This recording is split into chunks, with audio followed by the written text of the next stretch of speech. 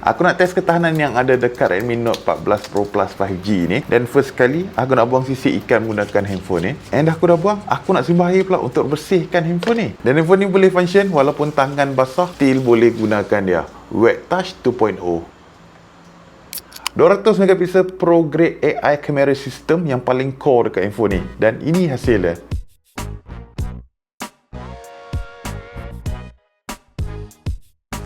Bila aku bagi phone ni dekat member aku try, diorang cakap spek ni yang paling berbaloi untuk masa ni.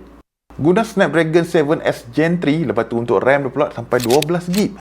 Gaming experience yang aku dapat menggunakan handphone ni memang aku puas hati dan aku tak rasa lag langsung, smooth je sepanjang aku main game. Kapasiti bateri untuk handphone ni adalah 5110 mAh dengan charging speed 120W. Patutlah laju je pun. Dan dia punya UI pula memang looks clean and senang untuk navigate.